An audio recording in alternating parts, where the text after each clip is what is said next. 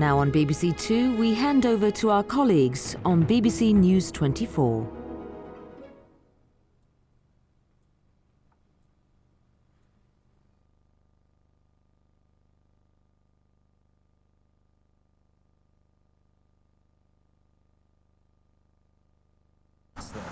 Well, I think that we're less like the United States than we were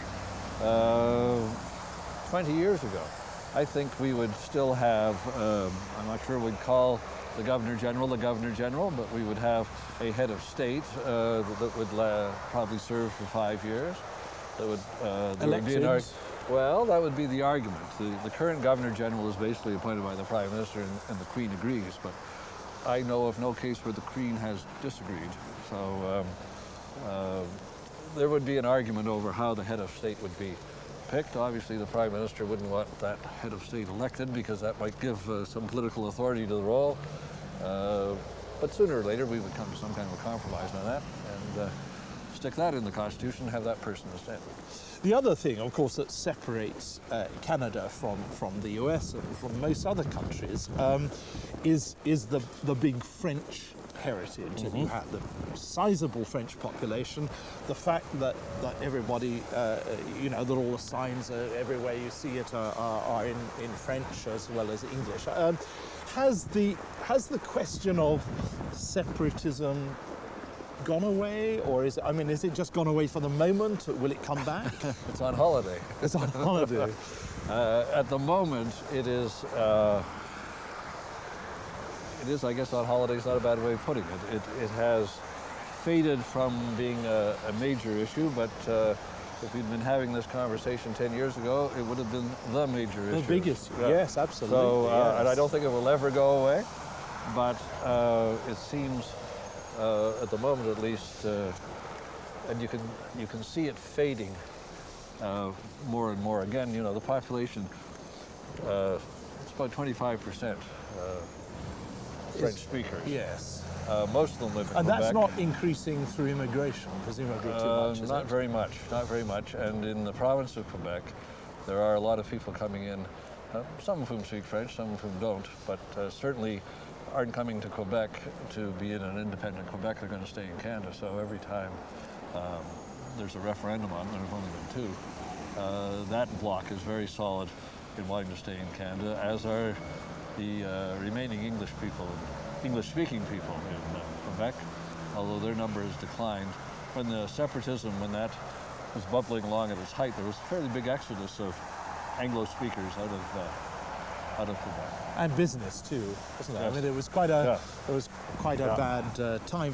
But of course, as we know, I mean, these issues are not just bread and butter ones. People don't decide what to vote and what sort of country they want simply on the basis of what makes them rich or anything like that. I mean, it's something inside you that decides well, no, you that's to... true. That's true. But I mean, if you're a French speaker, even in Ottawa, which is a bilingual city, the national capital, you can live your life in French if you want. And certainly in the province of Quebec, you can live your life in French. And in fact, most of the Anglos now in Quebec speak French because they can't. They're limited in what they can do and where they can work. And so it's just not the same issue that it was. But And it's not an angry issue now, or is it still? I mean, there's other people who are angry. And well, now this is a difference about Canada that actually makes me quite proud. We have in our federal parliament a political party dedicated to the separation of Quebec from the rest of the country. We've had two provincial referendums in Quebec led by parties, provincial governments, who were dedicated to removing Quebec from the rest of Canada. Most places that would be treason. You'd Yes. probably be up against the wall. Here we have a vote. And people, they don't necessarily like it all the time, but they respect the outcome. There's never been a riot in the streets when the separatists have lost. I think that's a pretty good thing to say about a country, something I'm quite proud of. And no violent wing that would seek to blow people up. We had a bit of that at There the was end a of the bit, wasn't 60s. there? So, Yeah. yes, Well, so then of course James Cross, who was a British diplomat, was kidnapped, but that was released, of course. Yes, absolutely. and thrives to this day. Yes. And actually comes back to Canada to visit his friends. So that's probably another good thing about the country, and it says a lot about Mr. Cross too in a positive way. That happened briefly. It's called the October Crisis. It was October of 1970. There had been some mailboxes blown up before that, but nothing since 1970. No. And it has to be said, that was a time when people were blowing things up in every country, Britain and France and Germany in Yes, particular. it was I sort mean, it of, wasn't just... it was the trend at the time, Yes, it wasn't was, it? yes. And, but I mean, and no question of any of that coming back. I mean, you don't, there's Well, I'd be there's not amazed much if it did. point, is there, really? I mean, Well, not if you can have a vote. If you can vote about it, why, Why yes, blow up? Yes. But is your guess that in 10 or 20 years' time, John, that it'll still be a unitary Canada? Well, I mean, not a unitary, but a Canada which embraces French Canada? It'll be a Canada, the political structure of which will be very similar to what we have now, and certainly Quebec will be part of it. Yeah. The other question I want to ask you is, what is it that makes Canadians and Americans so different? Why is it that you walk 5 miles across the US border and you're into a country where quite a lot of people get killed every year by guns, and you go back north over the Canadian border, a town that you can just see across a river, and there's almost no violence. Why should it be different? How can it be different? Well, I think it is partly the level of respect that we were talking about. It's also, you can own a firearm in Canada, a rifle or even a pistol. Harder to own a pistol, but there's not a constitutional right to bear arms. So there aren't the kind of guns floating around. There are more than there were, and there's a federal gun registry now, which is very controversial because it costs a lot of money and doesn't seem to have changed too much. But you just don't have the level of violence. The only place Canadians seem to be violent is when they play ice hockey. It is the roughest game I have ever seen, and there's a lot of fighting. It's a game where the participants could have a fist fight and not be kicked out of the game. It's a very odd, and it's the most popular sport in Canada by factor of probably 10, and Canadians just love it and watch it on television, and it's almost an organized fight some nights. But that's the only Not place among that the Canadians... spectators. No, among the just players. among The just players, yes. They all get $1 million for doing that, so that's probably why they do it. Yes, I suppose. But that's the only place in the Canadian character where you really see where the national sport is incredibly rough. Is it fair, if unkind, to say that you're inclined to sort of pat yourselves on the back a bit as a result of all these things? A nice country, fantastic, this, that and the other. It's a bit cold, but aside from that, It's quite cold today. Yes, but it is quite cold today. But, is that, when you think about being Canadian, do people think, well, it's pretty good? Yes, I think, and that also would not have been true a generation ago. There was much more of a inferiority complex would be the way to put it. For a long time we had a colonial's attitude to your country, and then we seemed to replace it for a while with that attitude to the Americans. But I think now that has pretty well disappeared, and I think you've probably very perceptively put your finger on it. We better not get too smug, because we'll just set ourselves up for some kind of embarrassment. But no, you're right. We're quite pleased with ourselves. And pleased with the way that people see you in the world outside. I guess so. I think we do. Although it's slipped a bit, but there's this United Nations rating of which is the best country, and for years either we or Norway were the winners, and if we weren't the winners, we were second. And I think now we're down sort of 5th or 6th, but we don't talk about that as much. but yes, so I think that's true. And I think that we I think there's a feeling we want to make a contribution in the world, and we're not entirely sure always what that is, but I think it's also seen by many as an asset that we have people now from all over the world in our country, and that somehow gives us both an opportunity and maybe even a responsibility to have a role in the world not maybe as a leader, but certainly as a player that brings a certain set of experiences that other countries don't have. Don Newman, CBC, thank you very much indeed. Thank you, and thanks for walking around this freezing cold place.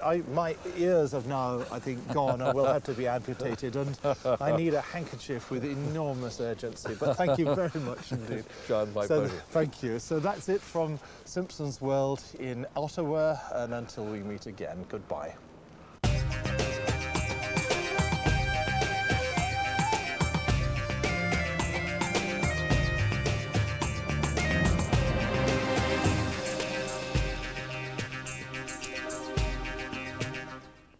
Hello, although it's now officially spring, we're not immune to some nighttime frosts, and I think during this coming week it will turn quite chilly overnight. But by day, with the sun getting a little stronger now, it'll feel quite pleasant where you see some sunshine, but watch out because there will be some very heavy showers around as well. As for this morning, it's a little bit of a cold one, and we could see some patchy ice around across the high routes, especially of northern Britain.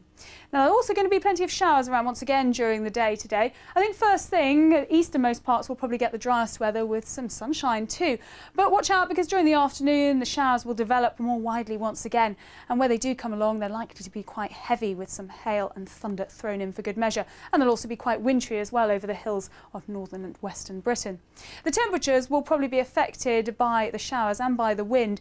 I think highs of only 7 or 8 degrees expected where we see some heavy and frequent showers. But elsewhere, if you get some shelter from the wind and you see some sunshine, 10 or 11 is not out of the question. Bye for now. Anybody that doesn't think there's a big generational war coming must be on Prozac. Are we prepared for the future? The number of pensioners is going to grow by 40%. What happens if the pension pot runs out? You do realise you're talking about fighting and demonstrating against our own parents. The drama is fiction, but the issue is real. We could be handing over very large debts to our children. If the generations fall out, Wednesday at 9 on BBC Two. It's your wake-up call. Weeknights on BBC News 24. At 6:45, Sports Day brings you a roundup of the day's sports action. Catch up with the latest financial news in Business Today at 10:30. High-profile guests, hard-hitting interviews at 11:30 in Hard Talk. Weeknights on BBC News 24.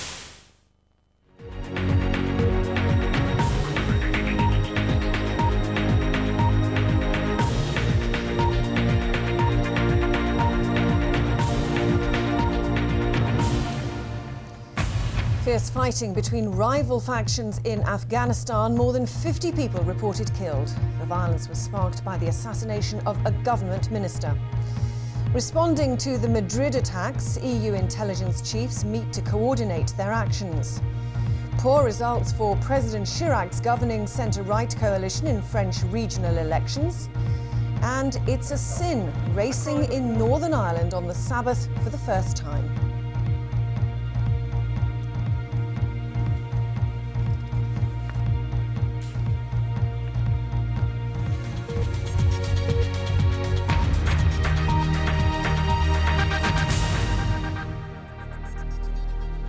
Hello, welcome to BBC News. I'm Deborah Mackenzie. The assassination of a government minister in Afghanistan has sparked off heavy clashes between rival factions in the western city of Herat. Between 50 and 100 people are reported to have been killed, although the interim government says the situation is now calm. The aviation minister, Mirwais Sadiq, died after forces loyal to a local military commander, Zahar Naibzada, fired grenades at his car in Herat. Mirwais Sadiq was the son of the city's powerful governor, Ismail Khan. There are reports that Mr. Khan was the target of another attempted assassination but escaped. The Afghan government has held an emergency meeting to assess the events. Well, our Kabul correspondent Crispin Thorold said it's still not known exactly what happened. Well, it's been a very confused day in Herat. What happened earlier on in the afternoon was Ismail Khan, the governor of Herat, there was an attempted assassination attempt against him. He is the father of the civil aviation minister who was killed 3 hours later. Now, the exact circumstances of Mirwais Sadiq's death aren't clear. It happened near the home of a military commander, and that man says that he Mirwaz Sadiq was killed as he tried to enter his house. Others say that a rocket-propelled grenade was fired on the car that the minister was travelling in. Now, this is potentially very damaging for Afghanistan because the Minister for Civil Aviation, although he was in the central government, is, as I say, the son of the governor of Herat, a very strong regional commander in Afghanistan. And all of this has happened near the home of an appointee of the central government. And the clashes that followed were between rival militias, one militia that is loyal to this powerful regional commander, and the other militia that is loyal to the central government. Pakistani officials say they've agreed to a temporary ceasefire in their offensive against suspected al-Qaeda militants near the Afghan border. Hundreds of fighters are surrounded in the region, which has seen a week of severe clashes. The truce is designed to allow a delegation of tribal elders to negotiate the handover of foreign militants. After days of fighting on the border of Afghanistan and Pakistan, there's now a ceasefire. Pakistani forces are allowing a tribal council into the area to negotiate with local elders thought to be sheltering al-Qaeda fighters. The military believe a high-value target may be hidden in the mountains, possibly Osama bin Laden's number 2, Ayman al-Zawahiri. The fighting near the town of Wana has led to casualties. 4 young girls were hurt by shrapnel, with differing accounts of who was to blame.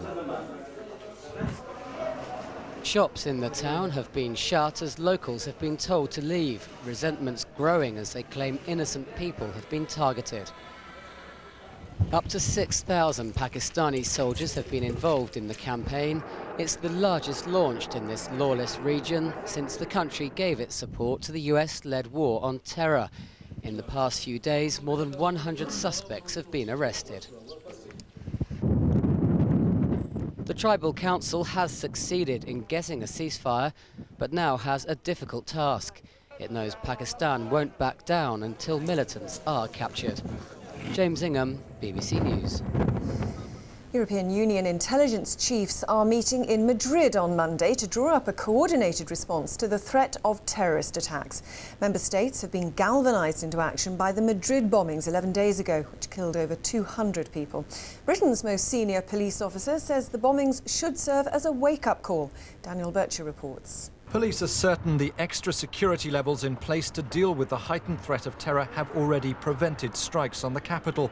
But the man in charge of the Metropolitan Police is on record as saying he believes it's inevitable that some sort of attack will happen. Sir John Stevens is satisfied with the powers he has to deal with terrorism, but he's concerned there isn't better cooperation across Europe. The suggestion, an organisation along the lines of Europol, which deals with organised crime. In relation to terrorism, there needs to be a similar structure, and there needs to be a structure which is useful, which analyses on a pan-European way some of the information we get and the forensics. That is needed, in my view. The bombings in Madrid, which killed more than 200 people, were, says Sir John, a wake-up call. Europe's intelligence agencies have to work together better. EU ministers meeting last week tried to establish how best to do that. The Home Secretary, David Blunkett, says hard practical actions, not new institutions, are the way forward. There's broad disagreement on how to progress, but less on the ultimate goal. We need to have broader, deeper and large share of intelligence among the secret services of the member states to be better in preventing terrorist attacks. As member states assess their own vulnerability to terrorism, there's a warning here that Britain would not be prepared for an attack on the scale of the bombings in Madrid. Despite exercises like this one in London last year, one of the country's most senior emergency planners says a lack of funding means the country is not ready.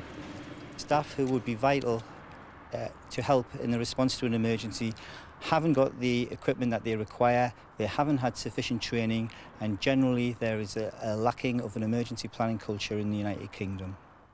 Ministers dispute the claim and say the funding has to be seen alongside extra money provided directly to frontline services, but it is another example of how every aspect of anti-terrorist response is now being re-examined.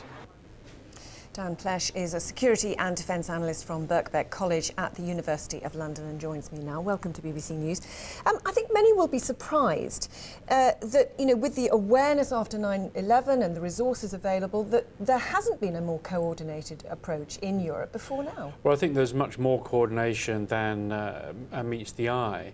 I think there is a problem for governments that when something terrible happens, if they say we're just continuing business as usual, then the media scream you're not doing enough. And if they do have special meetings, people then say, why haven't you done it already? I mean, they're in a bit of a no-win situation. But clearly, there's renewed attention because I think many people didn't really register that this sort of attack could be taking place inside Western Europe. And particularly anxiety from the British senior policeman.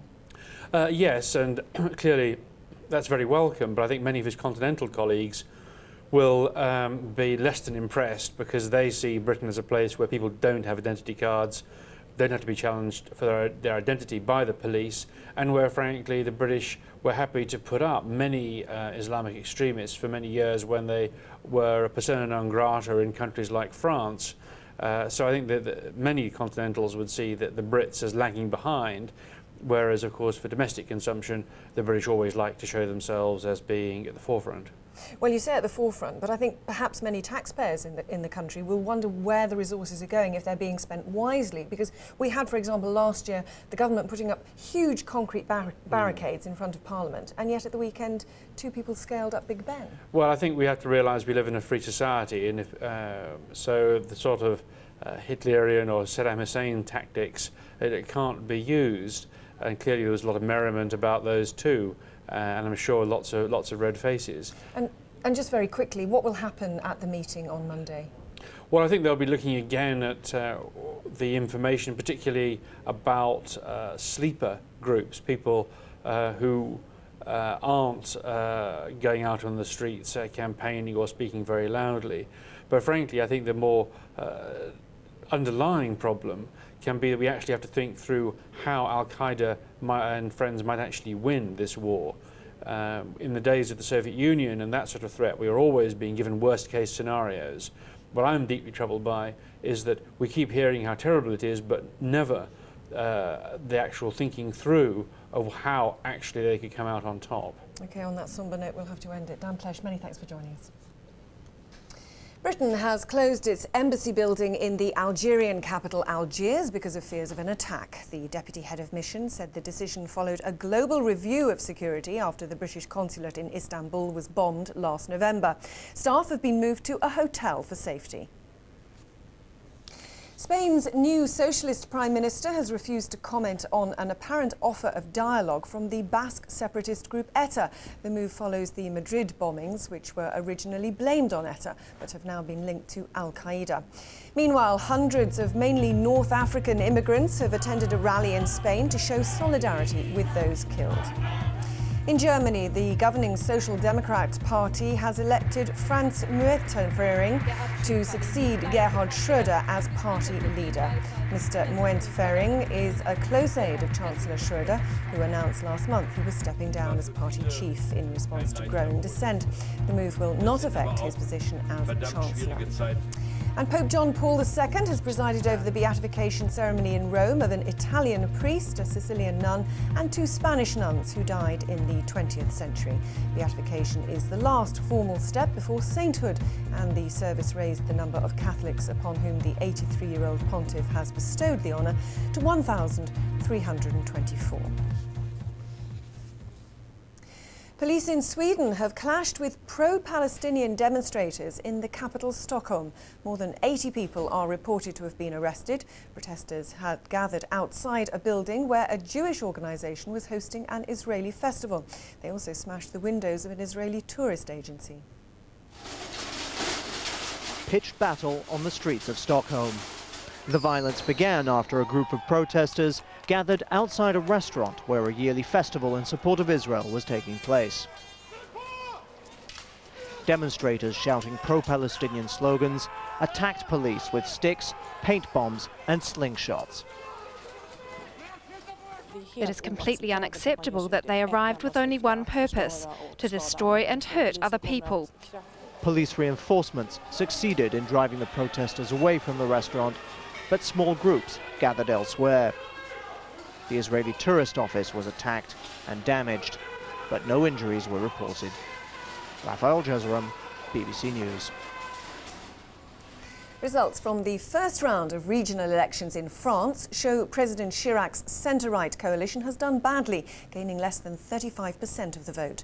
Left-wing opposition parties are leading with over 40%. Far-right parties, led by the National Front of Jean-Marie Le Pen, took around 17% of the vote, despite the fact that Mr. Le Pen was barred from standing. Bénédicte Paviot, a London-based French journalist, joins me now. Welcome to BBC News. If this trend continues in the second round next week, could Mr. Rafran's future be in doubt? Very good question. The short answer is yes. The long answer is that Mr. Chirac probably would have kept him if the UMP and the UDF, the two major right-wing parties governing this coalition in France, had done well today and do well next Sunday.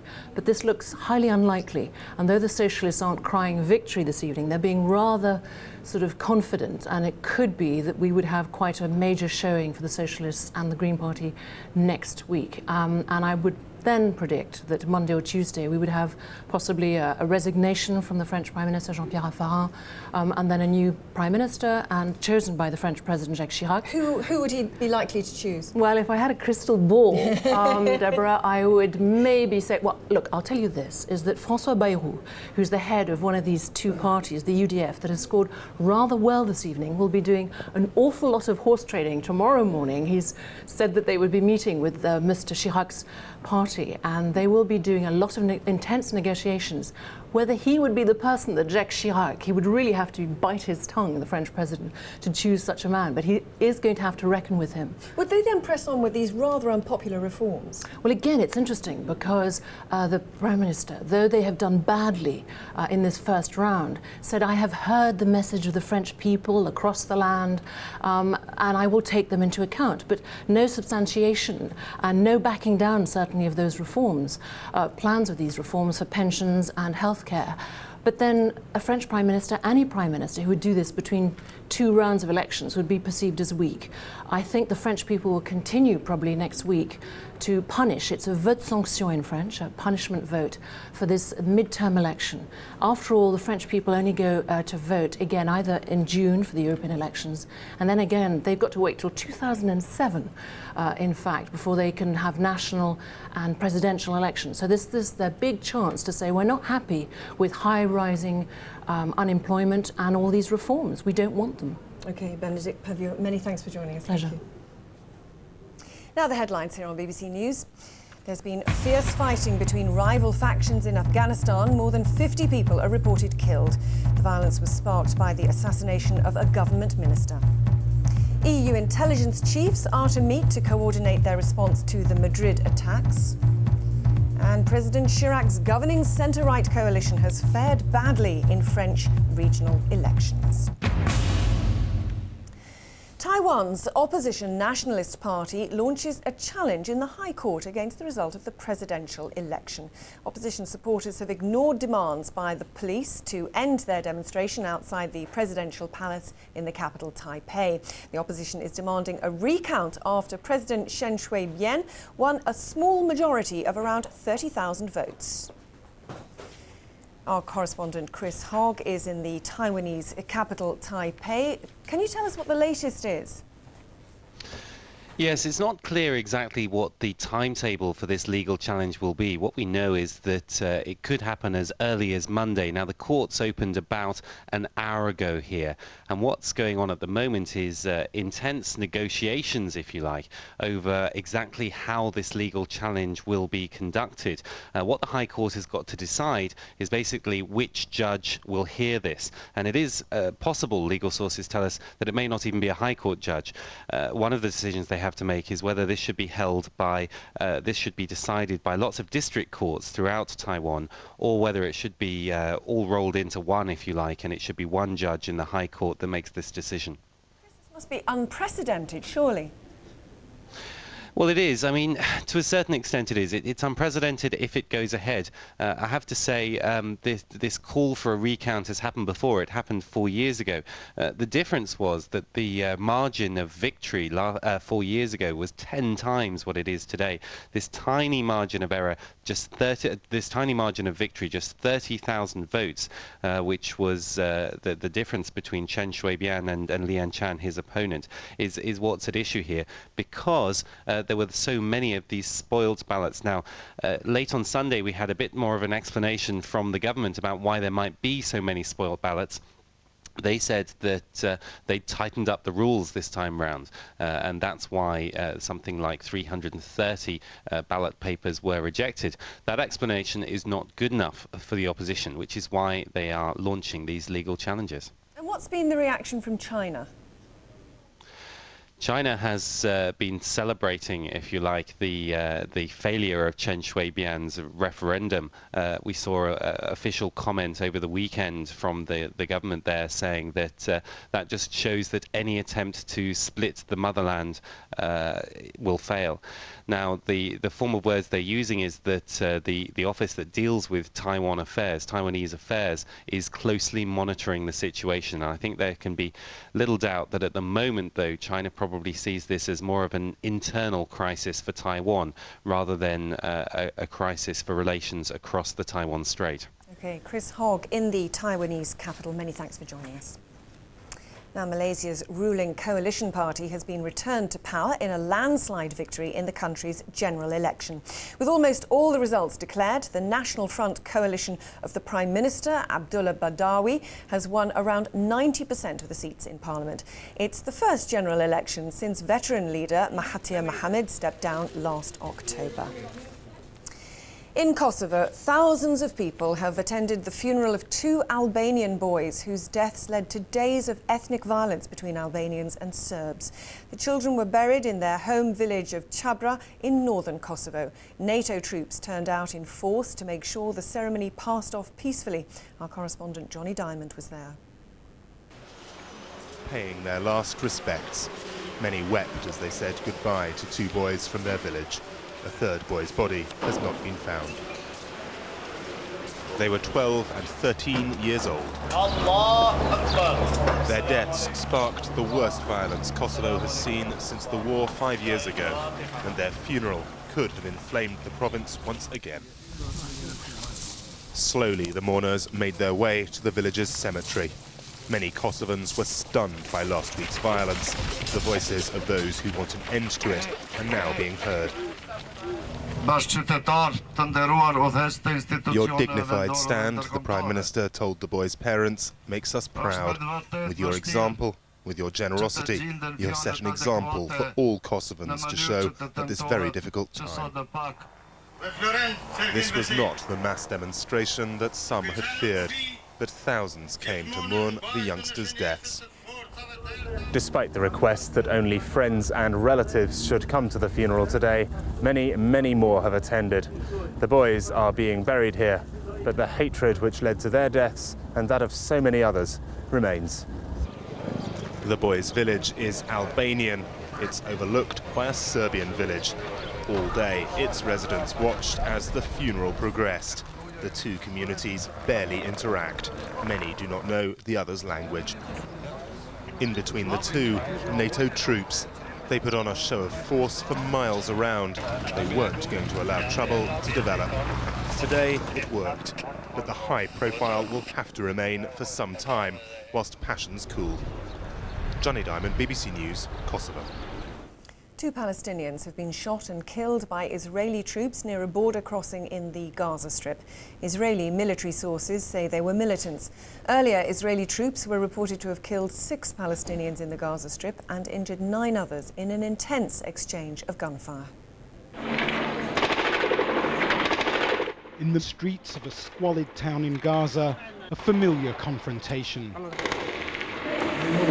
Israeli troops battle Hamas militants.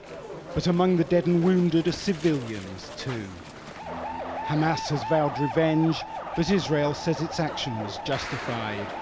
Israel is left with no choice. It is compelled to, by itself, dismantle the infrastructure of terrorism in the Gaza Strip. But the Palestinian Authority sees it differently. We urge the international community to stop this silence, to step up its efforts in order to stop this vicious cycle against the Palestinian people. When we talk about 61 Palestinians killed in 20 days, we're a small people. This is a huge number, added to hundreds wounded, tens of homes demolished. This must stop. But instead of abating, the violence is intensifying. Ariel Sharon's trying to sell his plan to withdraw from Gaza to his ministers. Some are reluctant to back it. In the West Bank, at least 25 injured as troops break up a protest against the controversial barrier Israel's building. These demonstrators include Palestinians and Israelis, but both came under fire. There may be talk of withdrawal, but there are no talks between the Israeli government and the Palestinian Authority. And that's raised fears of further escalation. David Chazan, BBC News, Gaza. The polls have closed in El Salvador in a presidential election which has pitted a pro-American businessman against a former communist guerrilla leader. Voter turnout was high. As the polls closed, the governing centre-right Arena Party said its candidate, Tony Sacker, had won an outright victory. Election predictions so far have shown Mr. Sacker running ahead of the left-wing candidate, Shafiq Handel, but first official results are not expected for some time. The first horse race on a Sunday has been held in Northern Ireland after a change to the betting laws. The meeting in County Down brought out crowds, but also some protesters from church groups who see racing on the Sabbath as a sin. Mark Simpson reports.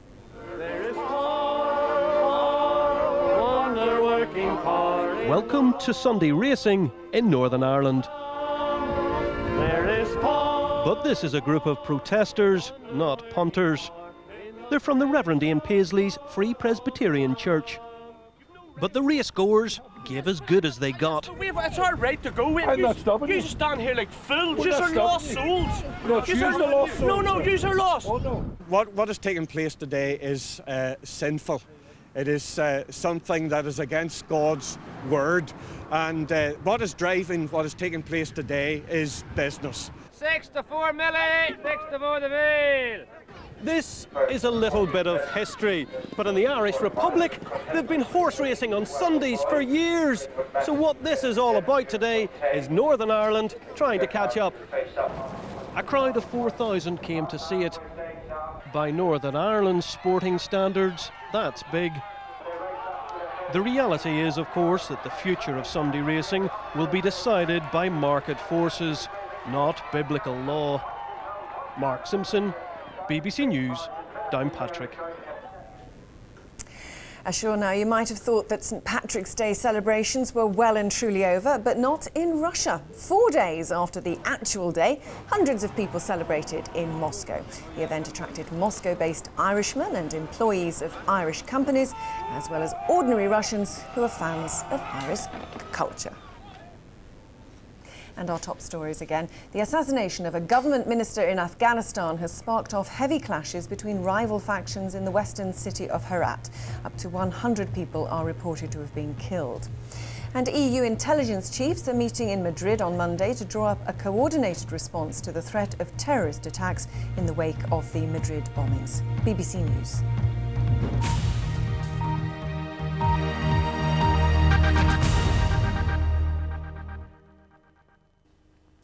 Hello there. After the weather has been making the headlines through the weekend due to the strength of the wind, I think this coming week won't be quite as bad. The sustained wind speed certainly not as strong, although there's still the potential for some pretty gusty weather when we have some big showers come along. Let's take a look at the winds. It's quite interesting actually. Although they tend to die down during this week, they'll change direction and they'll be coming from the north, and that means it's going to turn a little bit colder both by day but also by night. In fact, where we have the showers clearing away overnight, leaving us with clearer skies, we will see some nighttime frost returning. Now, as for this morning, it could be a little bit of a chilly start, in fact, in places, and there is the potential for some patchy ice around, especially across northern Britain, where we had some late showers yesterday evening. Now, the showers themselves have been there through the night, mainly around the coasts, and they'll be there in the morning as well. Still feeding some showers, I think, down towards the Midlands, but otherwise, if you're across, say, easternmost parts of England and Scotland, you should get a dry enough start. There'll be some sunshine as well first thing. But what we will find is that during the afternoon, the cloud will develop once again, and I think the showers will too. They could really turn up almost anywhere, and if a big shower does come along, you'll certainly know about it. There could be hail, there could be thunder, and possibly some snow as well over the hills and mountains of western and northern Britain. Now, temperature-wise, where a big shower comes along, it'll drop the temperature, probably 8 or 7 degrees or so, where we do see some heavy and frequent showers during the day, say through northwest England and into the Midlands as well. But with a bit of shelter and some sunshine, temperatures will probably get into double figures once again, 10 or 11 at best. And as you can see, the winds will still be quite strong at times, but certainly not as bad as the weekend. Now, if you're heading off to see some football, I think this evening at Leeds it should be fine and dry, the showers having melted away by then, so no problems, I think, for the game there with Leeds United taking on Man City. Now, as we head on through Tuesday, little change really. It's still going to be a sunshine and showers sort of theme, and once again, some of them could be quite heavy and even wintry in places. The only change, I think, really through the middle of the week, it looks as though we could see this little nose of high pressure coming in across northern Britain, and what that means is it'll kill off the showers somewhat. So the chance of some drier, maybe even some brighter weather too during Wednesday. But we'll keep the showers going elsewhere, especially I think that southeastern corner. Still the chance of some heavy ones here during the course of Wednesday. Now, by Thursday, I think we'll find some cloud and rain toppling its way in across the country. So it could be that we see a cloudier spell for some of us and perhaps some more persistent rain. But elsewhere, it'll be a return to those showers once again. Now, before I go, let's take a quick look into Europe and see what's been going on here. Now, it's been very warm in Romania recently. We had a top temperature on Saturday, for instance, of 24 degrees. That's pretty exceptional when you consider the average in this part of the world is just 8. The changes over the next few days is that it will start to turn a bit colder, not just over towards Eastern Europe, but also elsewhere. I think across central parts, just notice there across the Alps, we start to pick up some more in the way of blues. Now, that is actually good news because it has been very mild recently. We've seen a bit of a thaw of the snow, but if you're thinking of heading off on a late spring break, perhaps to do some skiing, it should be good because we should see some fresh snow falling. Elsewhere, though not too pretty, there will be quite a bit of rain around for central parts of the Mediterranean. Head east or west, though, and you'll see some sunshine. Here's the UK summary.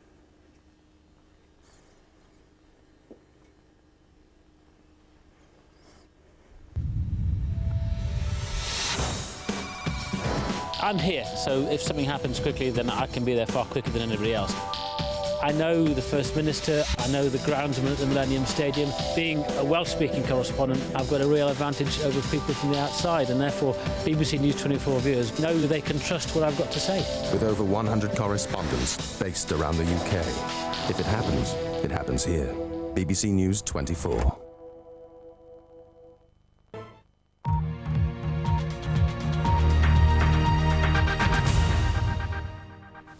Good morning, this is BBC News 24 with me, Deborah Mackenzie.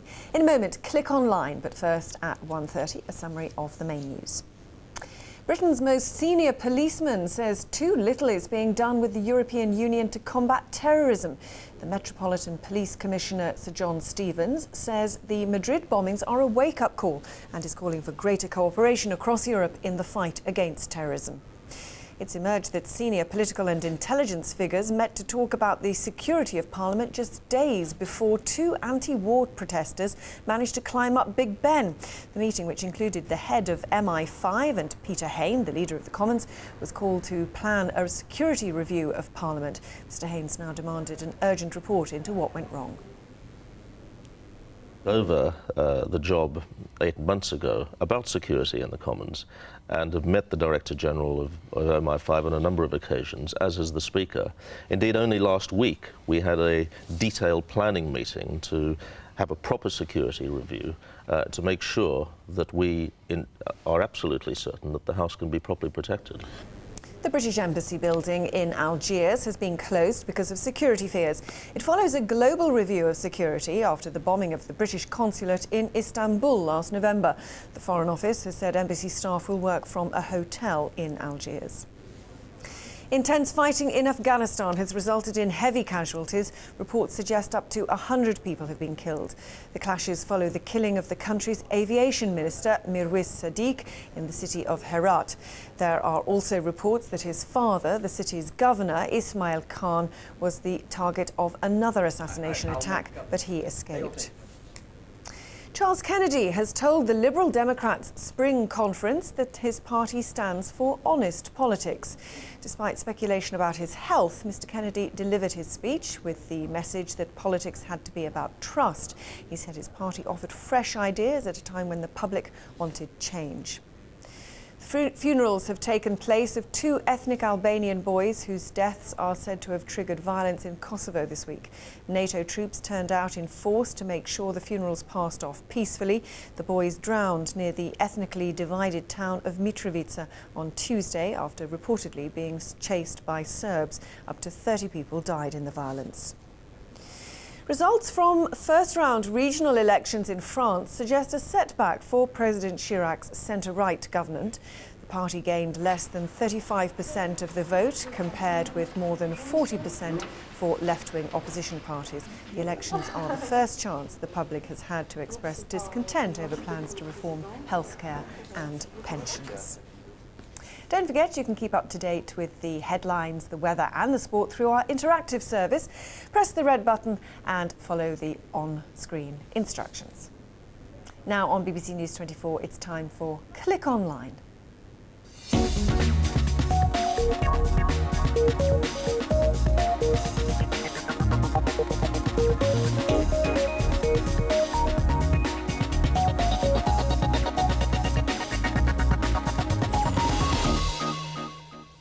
Hello and welcome to Click Online. I'm Stephen Cole, and this is the show that takes a caring, sharing approach.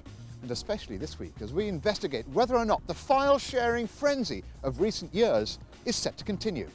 Coming up, the global entertainment industry has been desperate to stem the trade in illegal music and movie swapping, but how much success are they having? Also in the programme, to show we really do care, Rob Freeman gets to grips with your PC gripes. We show you how to get more out of your GPS receiver, and to round things off, our regular rundown of the web's best. Barely a day goes by without some mention of what has got to be one of the biggest issues of the day. File sharing has become so pervasive, so commonplace, that many users no longer stop to even question its rights and wrongs. Well, the morals and the legality of file sharing has always been loudest in the pleas of entertainment lawyers and marketers who complain it deprives them of their just profits. And now they're embarking on parallel attempts to get us buying into their own offerings. Chris Long has been surveying the latest moves. Chris. This is the Apple iPod. It's one of the gadget world's must-have toys. As well as that, there are many parts of the world where it brings the possibility of the police kicking your door down and arresting you.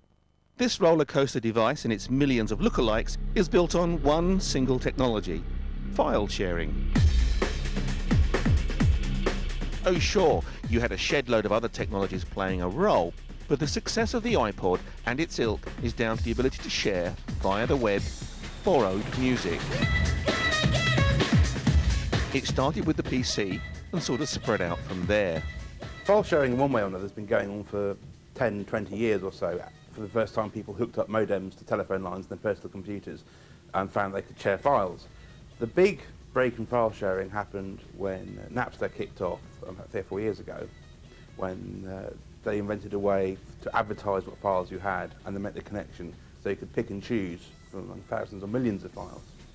Ah, Napster, a name that brings a warm glow to copyright lawyers all over America. It promised free software for all, delivered, and was promptly closed down, only to be sold and opened up again, but this time as a wholly legal music downloading site.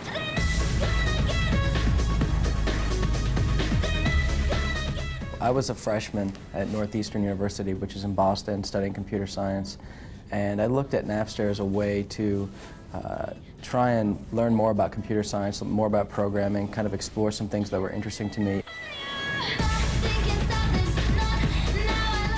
The reason it was interesting is not because it was different or just because it was digital, because it was better. It was instant gratification, better supply of music. About 70% of the people that go into a music store can't find what they're looking for. But this music store was free. Roll up, get your free music here. And that's when the lawyers joined in. There were many negotiations, and for various reasons and various personalities involved, they couldn't get people to agree.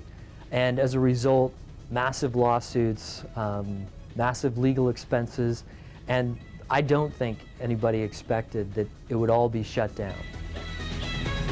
Killing off Napster wasn't the end. With all that software, someone had to help distribute it. Enter Kazaa. Kazaa don't run their own servers. Napster did to some extent, but then even while Napster was still going, people wrote their own Napster server software and took that load off Napster. So again, when Napster closed down, now the skeleton was still in place. Kazaa's sort of taken that to one level more, where it's expected that everyone shares in the business of managing the network. With all this downloading and a clampdown worldwide on copying, first America and now Europe have resorted to using the law to attack transgressors. Kazaa has currently fended off several court cases, and in America they've gone after the individual downloaders. In America, we all know from press reports that the RIAA has taken fairly strong action against what we call serial uploaders. Now, the people they were targeting were people who were uploading music and therefore making it available to everyone else on a very large scale. They did not set out to target 12-year-old girls. It is very regrettable, and I think they regretted that that was the outcome of their action. And now Europe has introduced a new law. The recent European Enforcement Directive is an important move forward for the enforcement of rights, because whilst in a number of European countries it may not make a big difference to their existing laws, it does ensure that all member states of the European Union, and that includes in particular the 10 member states that are joining us on the 1st of May, all have to conform to the same standards in terms of enforcing rights. And of course, there's another take on it. It's still not clear exactly what it can do, because there's a rather weak amendment that says, unless you're actually benefiting commercially from this, we're not going to touch you. But it's not clear what commercially means. It's quite possible that you're stealing something, you're benefiting, therefore they can touch you. And this leads to the idea of people breaking down your door, nicking your computers, freezing your bank accounts for sharing one file. And as if that wasn't enough, there's the security issue. Although that isn't so much to do with the file sharing as the files you share. If you open up your port on your firewall to enable peer-to-peer software to work as it normally does, that doesn't enable someone else to send a virus to your hardware. It's when you initiate a download from someone else's computer that you actually introduce the risk of getting a virus, etc. Interestingly, even the new reformed, completely legal Napster thinks file sharing won't go away. Will there be people out there that will be in the gray areas and offering that? Yes. But will it be the place that the masses reside? No. In the week that Apple's music download site, iTunes, is boasting about hitting 50 million downloads, it's worth noting they were actually aiming for 100 million this time last year. Napster's still waiting to launch outside the UK. Not only doesn't have any Led Zeppelin albums, there aren't any Beatles songs on it either. So, given that you can still download thousands and thousands of dollars worth of stolen software, it's still fair to say the story isn't over yet. Thanks very much, Chris. And you can find more resources about file sharing on our website, and the address is coming up later in the show.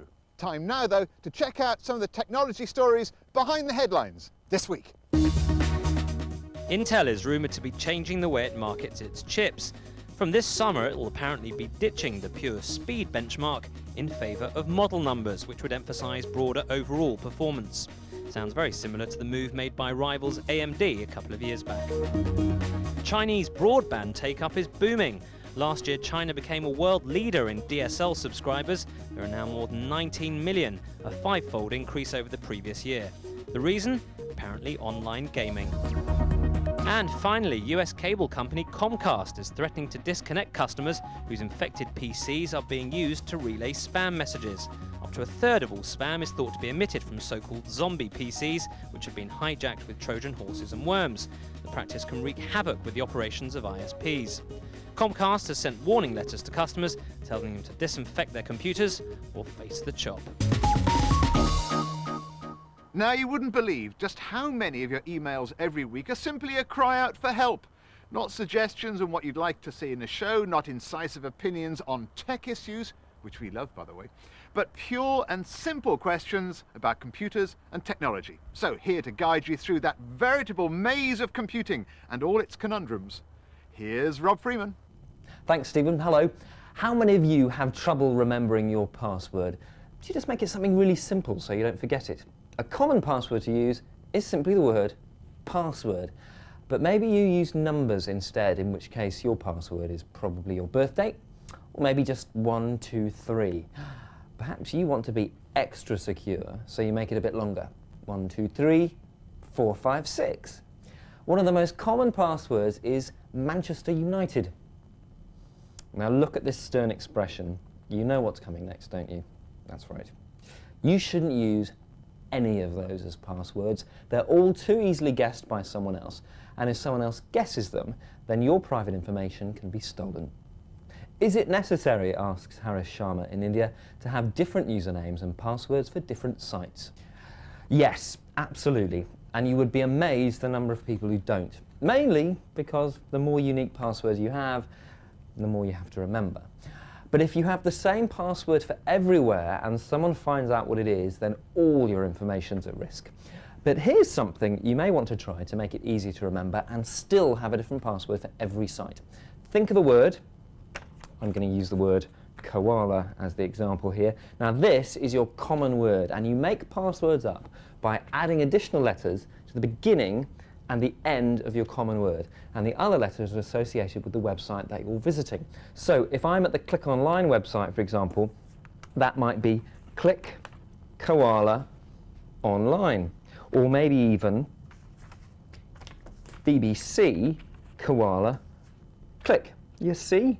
Now you might even write portions of this down, but leave out your common word. So in this case, you would just have BBC Click, and all you have to remember is koala. But don't tell anyone how you construct your passwords, and certainly don't let anyone know what your common word is. Paul Luff in Germany next. Why, when all other countries make do with a 2-letter ending, Germany is .de for example, the UK domains need to end .co.uk? Are we something special? Well, Paul, the UK's country domain name is just .uk. The .co indicates a commercial website, like the American .com. In fact, lots of countries make this distinction. It's called a second-level domain. Australia, New Zealand, India, Mexico, South Korea, there are a few more. They all group addresses according to whether they're companies or schools or individuals or non-profit organisations. It means they can fit more names under their country domain space.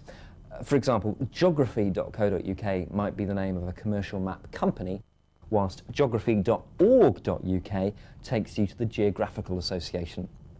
Many other countries choose not to categorise like this, and that's their choice, although I've always thought it's odd that Canada is one of the ones that doesn't. Each country has its own body to control names. In Britain, that's Nominet, and their address here is nic.uk. The United States has traditionally not used geographical suffix on its names, and that's historical. In the same way, Britain is the only country that doesn't put its name on stamps because it invented the postal system. America doesn't put its name on internet addresses because that's the system they invented.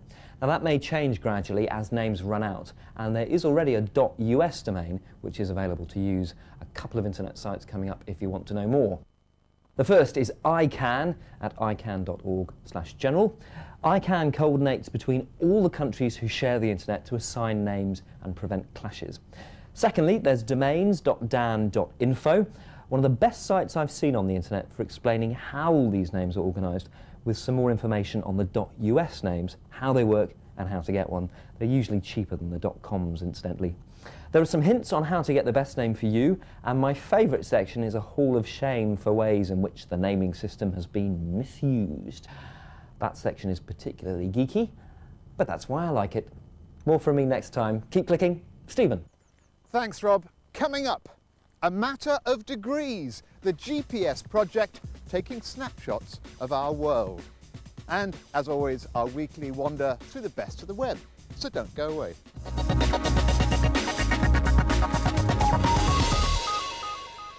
Now, if you thought GPS was just for finding out where you are, think again. Enthusiasts around the world have been using the technology to draw a very different picture than the one you're used to on your in-car system. Our map man Spencer Kelly has been hot on the trail. Wherever you go in the world, from the biggest city to the highest mountain, your position can be described by just two coordinates: the number of degrees west or east, your longitude, and the number of degrees north or south, your latitude. The world is crisscrossed by these lines of longitude and latitude, and wherever two lines cross, you get something called a degree confluence point. The coordinates there are simply whole numbers of degrees. From this idea comes the Degree Confluence Project. Its aim to visit every confluence point on every continent around the globe and take a picture. Since 1996, confluencers have sampled the world at nearly 3,000 confluence points in 140 countries. As a result, the project is gradually building up a photographic map of the world. Each one of these tiny photographs is a successful confluence visit, and new ones are being added every day. Here it is, 40 degrees north, 105 west, Colorado, USA. Well, it was a dry day, so I decided to give it a shot myself. I'm going in search of the nearest confluence point to my house, 51 degrees north and 1 degree west. And to help me find it, I've met up with master confluencer Gordon Spence, who himself has visited every confluence point in his native England. So, Gordon, why do you do this? It's one of the few things left in the world where you can actually be an explorer and actually go and do something that nobody's ever done before. And it kind of appeals to the sense of adventure, basically. And because it's there, what more reason do you need? Wherever you are, there's a confluence point within 49 miles of you, so you don't have to pack a passport to visit one. All you need is a GPS unit and a camera to prove you've been there. Oh, and the landowner's permission to pay a visit, of course. Are there any golden confluence points where everyone wants to get to? There is one in North America. It's in a water catchment area and it's strictly off limits, even though they know that we're a scientific research project that will not allow anybody in any circumstances. Has anything unusual happened to you while you've been confluencing? I was out in western Texas about a year or so ago, and I was spotted by a local taking photographs, obviously with a digital unit in my hand, and I was very politely inquired, was I a spy or not? What did you say? No. The Confluence Project is an example of the growing popularity of GPS-related hobbies. Well, there's a variety of things. There's the Confluence Project, as you've mentioned. There's geocaching. It's hunting for a little lunchbox hidden out in the woods somewhere. There's trig point searching as well for the old Ordnance Survey pillars. GPS units aren't just for specialists at all. Anyone can use them. Families use them for going out walking and so on. Well, after a brisk walk, our GPS units told us we were getting close to our target. But getting close is one thing. Actually finding the point with the exact coordinates can be more tricky. GPS is only accurate to a few meters, and that means quite a bit of trial and error, and something that's called the confluence dance.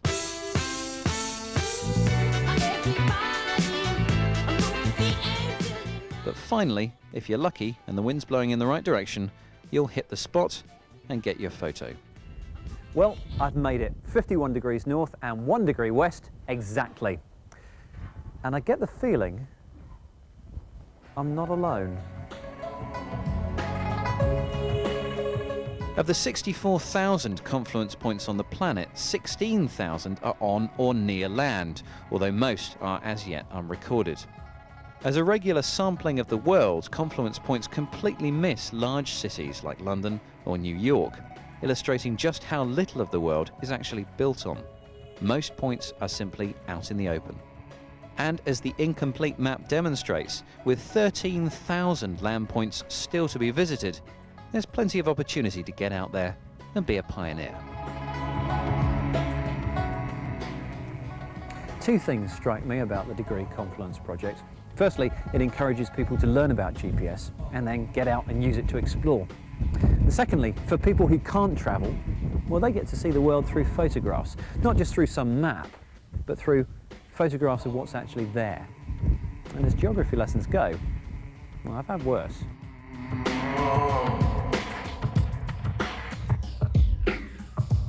And that was Spencer Kelly on the Degree Confluence project. Now onto someone who also has a fair degree of latitude, boom boom. Over to Kate Russell, who's been trawling the web to snap up some of her own rich pickings to share with us. Kate. Well, I thought I'd kick off this week with something just a little bit different. It came to my attention when Neil from Liverpool sent in his suggestion for a website built using a technology known as WikiWiki. Whoever said that the computer world has boring names? Well, now the concept has been around on the internet since at least 1995.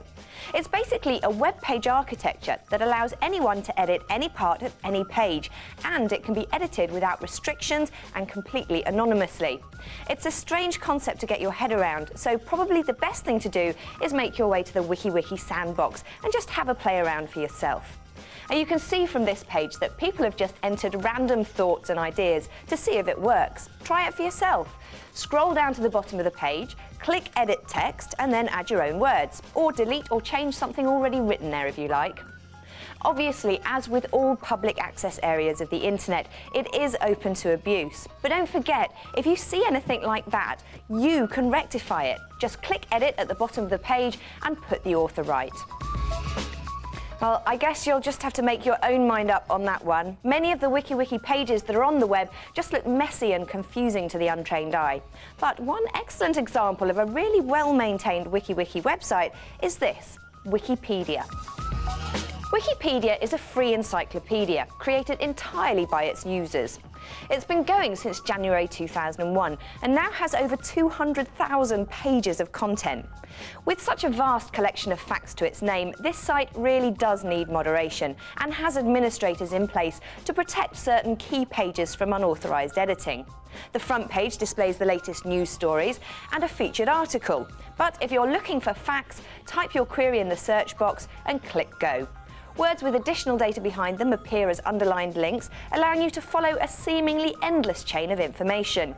And don't forget, if at any time you feel you can add something worthwhile to the Wikipedia, just click the Edit This Page link in the left-hand column and make your contribution.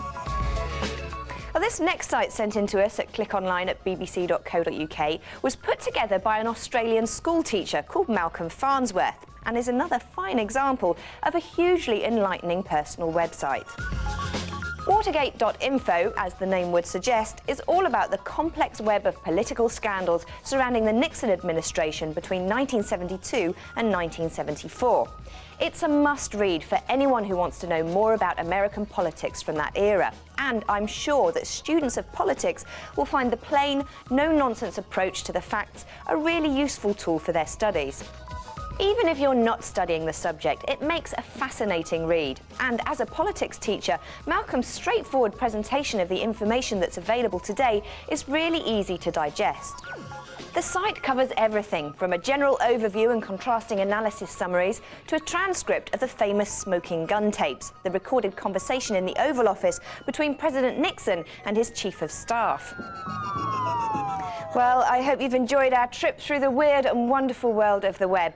There will be links to all of the pages covered today on our website, so it couldn't be easier to enjoy them for yourself. Our address will be coming up in just a moment. Stephen.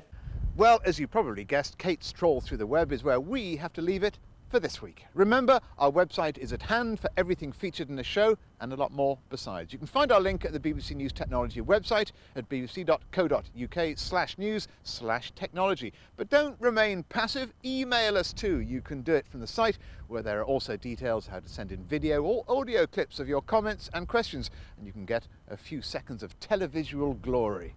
If that's all too complicated, then drop us a line at clickonline@bbc.co.uk. But for now, from me, Stephen Cole, and all the team, until the next time we click online, it's goodbye.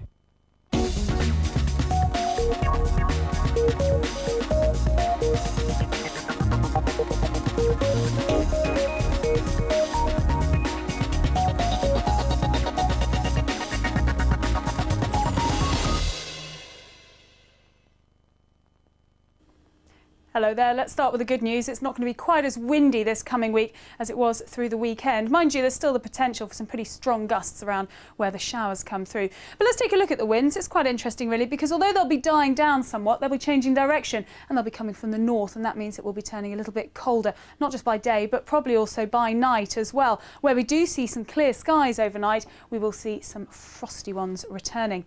Now, as for this morning, it has been a little bit chilly through the night, so I think we'll find some ice perhaps across some of the higher routes, especially of northern Britain, where we had some late showers. The showers themselves have been dying away a little through the night, still keeping going across the coast, but they'll be there in the morning once again and will probably develop more widely as the day wears on. So although you may see some sunshine, say across easternmost parts first thing, watch out, because during the afternoon there's still the chance of catching a shower.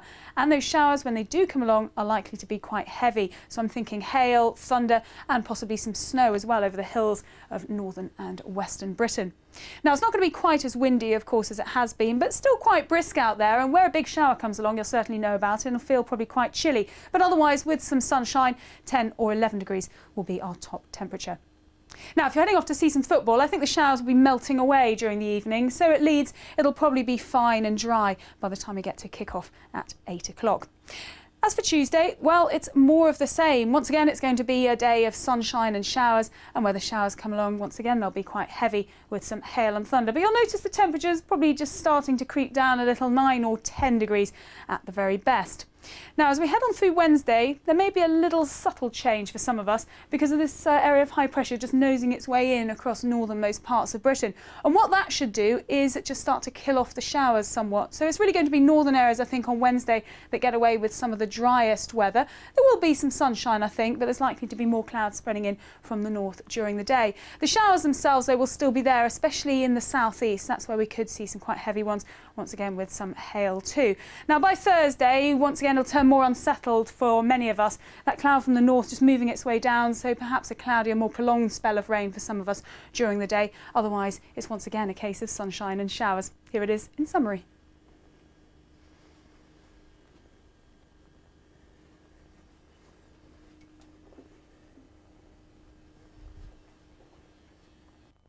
Weeknights on BBC News 24.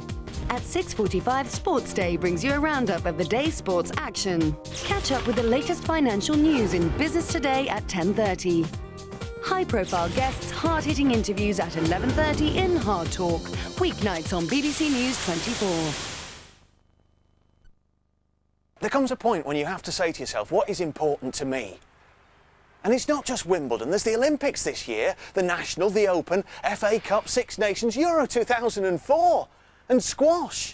I'm on a mission, if you like, with Miss Sports Fan, to show people what sport can do for them. Sport to you, come on, there it is. The more you have, the happier you are, because you're sharing the haze and the boo-hoos, and that is a wonderful thing. Click here for child porn, click here for pre-teen porn. You're not really in any doubt of what you're getting into. Mr. Pete Townsend, at 3:03 p.m, I arrested him for suspicion of possession of child pornography. And you think that site was making £1 million a week? And if there's that much interest in it, how can you ever deal with it? The Secret World of the Police Protecting Children, Tuesday at 9 on BBC Two.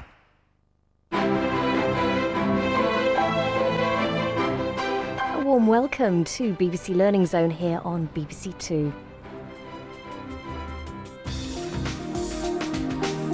And we're focusing on work skills with a wide range of advice and practical information in the programmes ahead.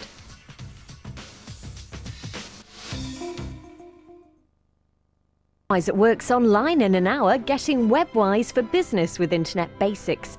At 4, we're brushing up on reading and writing with a look at teaching literacy skills. And in workplace skills at 5, the focus is on safety in the working environment. That's all coming up after a look at finance, getting cash-wise with Money Matters, now on BBC Learning Zone.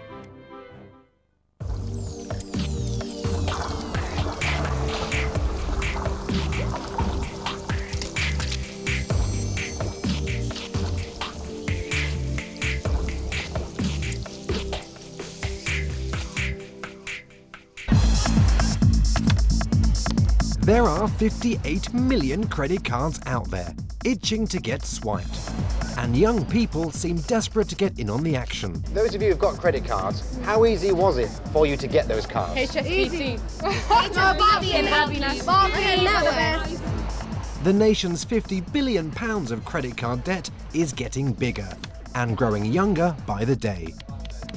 Will anybody listen to reason? Do you use cash, sir, or credit cards? Yeah. How many credit cards have you got? 6 credit cards? It's too many, sir. Well, look at all this shopping, madam. Spending on credit card, minimum repayment hell, bailiffs knocking at the door. Hello there, good people going shopping, spending on the credit cards, all stretched out to the max. You can't just ignore it, you know.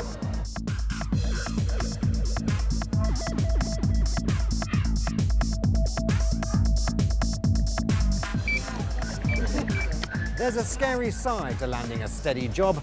A fresh paycheck is like the scent of blood to a lot of businesses. You're a fresh target to many people who want to separate you from your hard-earned cash. We want clothes and we want makeup. I want CDs and stuff. CDs are important. And DVDs and computers and computer games. But there is a bright side to debt. It gives meaning to the lives of thousands of debt collectors and puts a smile on the face of those busy bailiffs. The Consumer Credit Counselling Service in Leeds is at the front lines of managing Britain's debt crisis and keeping the bailiffs and debt collectors at bay. Their phones are ringing off the hook, receiving between 2,000 and 3,000 calls a week. If you don't budget for it on a monthly basis, then when it does due to come out, you know, where are you going to find it, basically? Any store cards or catalogues? You may get a 20-year-old through the phone that has 5 credit cards and is £10,000 in debt. Keeping that roof over your head has got to be your main priority. Debt certainly seems to be on the up.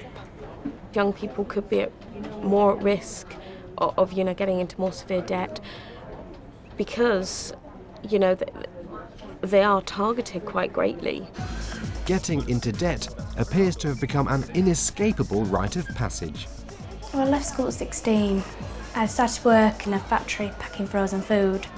I got an application through the post for a credit card. I said, oh, so you fill it in.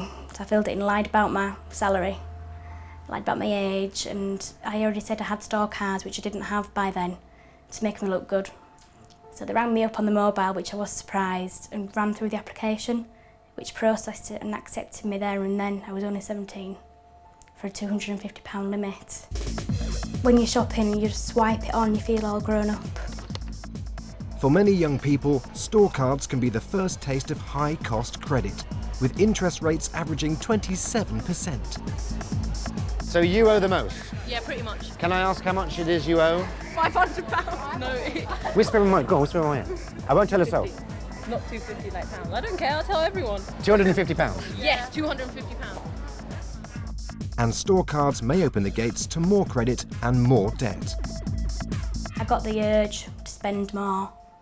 So when you're shopping, it's save 10%, so I did. Saved 10% on one item, then got into £200 debt with another card. How much do you owe? A lot. Is 3 credit cards enough? Do you want more? Yeah, I need about 2 more. I guess there is an instant gratification. You see it, you want it, you buy it, you put it on the card. While I was shopping in Tesco's, I started doing credit cards. And this was the big one. They gave me a limit of 1,500. As I lied about my salary then, I said I earned £14,000 when I was on 9.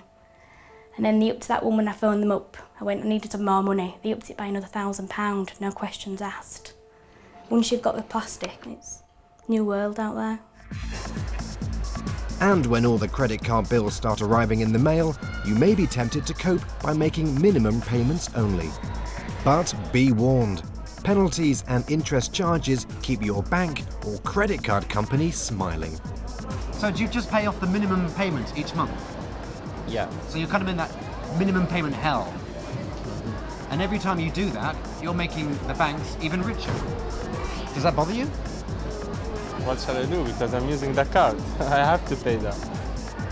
Not everyone has debt problems, but what are the warning signs if you're heading for trouble? Not opening the mail, keeping secrets from family members, friends, partners. No one knew I was in debt. Everyone thought I was handling it. We thought, oh, she's got a credit card. No one knew what the limit was. I lied about a lot of things. I said, oh, it's only a couple of £100, and it's a couple of thousand. Dreading the phone ringing, in case it's a creditor. Ringing you up at all hours. They can ring you from 8 in the morning till 9 at night. So I actually had my phone cut off not to listen to them. And if you don't respond to the warning signs, you can count on things going from bad to worse. People get to a point where they can't afford their minimum repayments on their, credit cards or other sources of credit. Often what they find they do is they go to another lender, take out more credit to repay other credit. Those two will become maxed out, and eventually the debt just effectively spirals out of control. I had so many minimum payments to make. I used to only do a couple at a time. I'd do 2 one month, miss the rest out, and do the other ones the next month, just to try and make some payments. Otherwise I wouldn't have been able to survive. People start perhaps missing their mortgages, repayments, rent repayments, council tax, in an aim to try and afford to pay the credit cards, the loans, the store cards, etc. And then the council tax caught up with me, sent the bailiffs round, who came in and took note of everything that I've got that was worth money. It was stupid things like, for £80 they wanted to take my sofa, my big unit, kettle, microwave, DVD player, video, all for £80. Within 14 months I had 3 store cards, 2 credit cards and 3 catalogues, up to a total of about 4,500. I'd only just turned 18 when that amount came. Okay, but how do you even begin to get back on top of your disastrous debt? Do you find that you are struggling on that? Help may be only a phone call away. Call your local Citizens Advice Bureau for more information, or contact a non-profit group such as the CCCS for more hands-on support. Payment to it if you're not able to pay it in full. For 1 out of 10 calls that we take, out of all the calls that we take, they do actually result in the individuals going on something that's called a debt management plan. A debt management plan will assess priority payments against a detailed and realistic budget of all living expenses. Pocket money, hobbies, entertainment, newspapers, magazines. For many clients, it's their first cold, hard look at their own financial reality. They took down what I needed to live on first, for my needs and savings and for things for the home first, before they worked out a suitable payment to pay my debt collectors. We'll liaise with the creditors and write with them and request that they do stop interest and charges for the individuals. It will take Gillian 5 years to pay off her debts, and at 21, she has discovered that needs do change. Priorities have changed since I've had my son. If I could get credit now, I wouldn't want him to see me having to struggle to make ends meet and not being able to give him pocket money. Because kids want things, I always did. People need to think to themselves when they are being offered credit, why am I being offered the credit? Can I afford it? Do I need it? Is this bank actually really helping me? Or are they boosting up their sales figures? Have any of you ever thought about cutting up your credit card? Yeah. My mum did that to my dad once. Would you like to see a card trick? Yeah. A card trick with a difference. Now, the thing is, if you're amazed, and you will be amazed, you have to pay me a tenner. No. No, that's the deal. But it doesn't have to be cash. I'll accept credit, okay? But this is a very special deck of cards, because every single card is a very different credit card, okay? All that money, every single one different, all right? Yeah. Give it a little shuffle. Now, split the deck for me. Just separate the deck into 2 piles. Okay, this one here is a Tesco's club card. Oh, this card here is an egg card. You owe me a tenner. It's marked. It's not marked. Tell you what though, you don't have to pay me in one go. You can pay me in monthly repayments, and that way you'll owe me about 20 quid. You see, when you're playing with credit cards, you never win.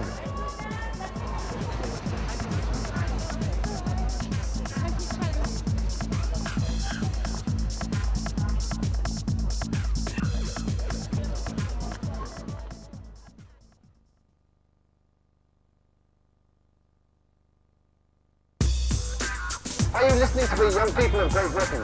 Yes, you, sir, young sir. Know your rights about your financial benefits. I was finding out that people were being helped by the benefit system. You do have to jump through hoops. Young people, know your rights. Do you know your rights, madam? mean, I'm 22 and I'm still living at home and I'm still finding it very difficult. Find out about your benefits. You might be eligible for housing benefit. Do you not think that's worth looking into? Could potentially be. I actually thought about it the other day. Take all the advice you can, my young friends.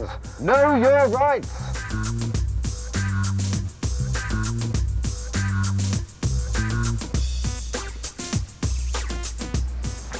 Just getting a job doesn't always mean you're getting a livable wage. The truth is, when starting out, you may end up on low pay, and you need to be that much smarter at making ends meet. If you're young, at work, but still find yourself stretched to breaking point, there may be benefits and other rights worth getting clued up about. For one reason or another, many young people who qualify for benefits never apply. Benefits that may be relevant to you are worth finding out about. A trip to the local job centre or a visit to a useful website are easy ways to find out more about benefits. But the process doesn't always receive a 5-star rating. What I had a problem with the first time I walked into a job centre, I felt embarrassed to walking through the doors. I was like, oh no, I'm walking into the job centre, people are going to be looking at me like I'm mad. I just get really frustrated with them. They talk down to me, I find it really degrading at the job centre. I hate it, I hate queuing up, it's horrible. The Streetwise Centre in Bromley is part of a national network of support services for young people, which gives free legal advice and troubleshoots if things go wrong. I think young people often find the bureaucracy quite complicated and difficult to deal with, partly because the forms that they have to fill in are long and repetitive. Any additional support they can get around their finances will just, give them a better quality of life. But bureaucracy loves paperwork, and inside this cupboard is a treasure trove of application forms. There are forms for job seekers allowance, council tax benefits, and housing benefits. There are also applications for maternity, disability, pension benefits, and many more. And there are helpful tips for dealing with the suits. For young people who are claiming benefits, it's really important that they keep copies of anything that they send to the benefit agency or hand into the benefit office. Whatever it is, if you keep a copy and they then lose it, which they often do, you can prove what you've given to them. Yes, sir. Yes, sir. No, I do understand. Oh, no, sir.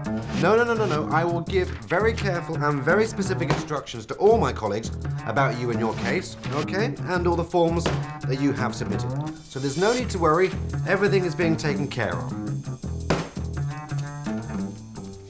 The worst thing, the impact for the young person is, if you've got to fill out a form that took you, I don't know, best part of an hour in the first place, and then you've suddenly got to do it again because it's been lost, it really, some people just can't be bothered. It's really important to actually get advice from somebody who knows about benefits rather than relying on friends, relatives or the guy down the pub, because it is quite complicated and people do get it wrong, including sometimes the benefit agencies themselves. I came on a Saturday morning, about in October, beginning of October, saying I had 4 weeks to get the flat unless the whole payment is cleared up. Before starting his very first job at a Bromley pizza shop, 17-year-old Patrick Friel was living in a council flat and receiving a housing benefit. Getting hired for a low-paid job triggered a personal and bureaucratic nightmare. I went down with all my pay slips, declaring my hours and how much I was getting paid. They were supposed to, the housing benefit people were supposed to evaluate and how much hours I was working, how much money I was taking in a week, and then they were supposed to reevaluate how much housing benefit I was supposed to have. At the time, I should have still had full housing benefit, but they gave me no housing benefit. They cut off everything. What happened with Patrick, and it happens with a lot of young people, is that they know they've got to make another claim, but they're told you need to give us pay slips, and obviously you don't get a pay slip the day you start work. Sometimes you don't get a pay slip till the end of the first week, the end of the first fortnight, or even the end of the first month. And if you delay in making your claim until you actually have your pay slip, you don't get paid back from the date that you started work. You can't sit back and just expect the wheels to move nicely and just tick over. So do you have faith in the system, or do you think it's just not worth bothering with? No, it's not really worth bothering with. No. But I prefer to earn my living by getting a job. I'd prefer to have no money and look around for a job than get benefits. If you found out that you could get benefits, would you go through all the system? Would you do that? I might do. If you qualify for a housing benefit, it might just help the transition from living with parents to becoming independent. But be forewarned, if you're under 25, benefits are lower. The basic problem with the whole benefit system is that it's based on the fact that young people's needs are seen as lower than over 25-year-olds. All my mates really, they're my sort of age, they're on minimum wage themselves, and of course they can't afford a mortgage or to buy a car, so they're under support of their parents at the moment. Receiving a modest housing benefit could also make the difference between keeping a roof over your head and eviction. Managing a tenancy for the first time, paying rent, making sure that your housing benefit, is a huge one, is actually getting paid. That in itself, if it's not happening smoothly, and if the young person hasn't stayed on top of it and been proactive, then suddenly they're faced with eviction. If I went in there and I said to them, is that it? Is that all I need now? Then they'll say to me there and then, yeah, that's fine, that's all we need. And then a few days later or a week later, they'll send a letter saying further evidence. And that happens around 7 times, 8 times. Eventually they cancelled the claim because they said he hadn't provided the information, although in fact he had provided 99% of it. And one part that they were asking for was actually something that didn't exist. There's a lot of circling around. You may see one person, they'll send you to see another person. But you expect it anyway. You do expect it. Is it more trouble than it's worth? No, obviously you're left with an option. Have you do it their way or you're flat broke, innit? You are sure? Right. No, madam, I don't blame you at all for being angry. No, I would be upset too. Yes. Yeah, okay. Are you sure you actually said that? Right. Well, thank you for raising that very delicate matter. Learning to deal with anger and frustration is a key life skill. Just because you initially get turned down for something, that doesn't necessarily mean you're not entitled to it. Be prepared to challenge decisions, because sometimes, you know, mistakes are made. And the money came through on time? No, you got to be joking. It was one cock up after another. I don't know if I can say cock up.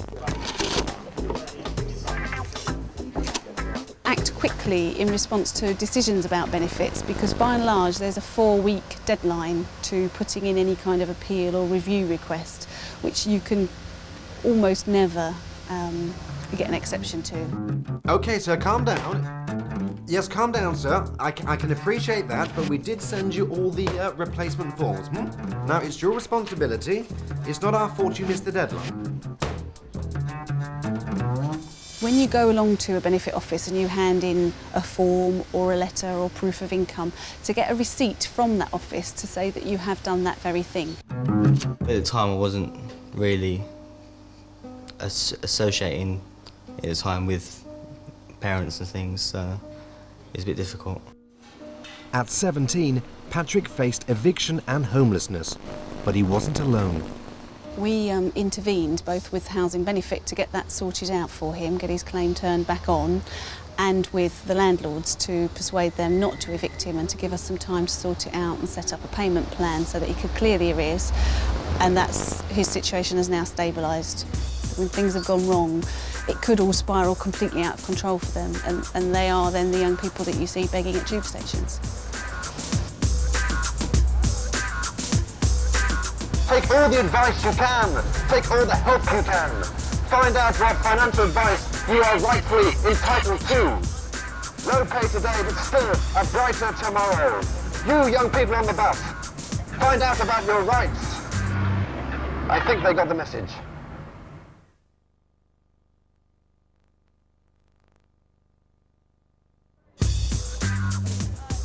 Hear my message.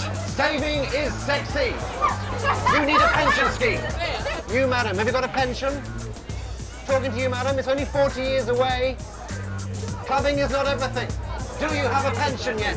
This is not a joke. Pension power, sir. You know what I'm talking about. Saving is sexy, folks.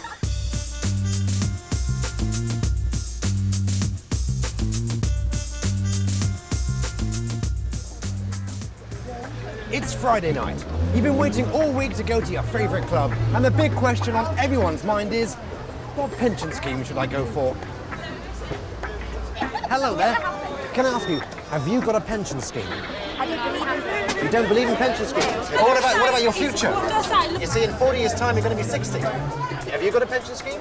Do I look old enough to have a pension scheme? Of course you're old enough to have a pension scheme. You're not saving for your future? No pension. Have you got a pension scheme? Why not? I'm going to win the lottery. No, you're not.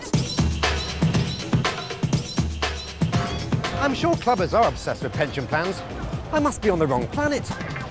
But the truth is, on this planet, a pigeon is more likely to think about football than a 20-year-old is likely to think about life after 60. For most of these folks, planning for retirement is as popular as planning for venereal disease.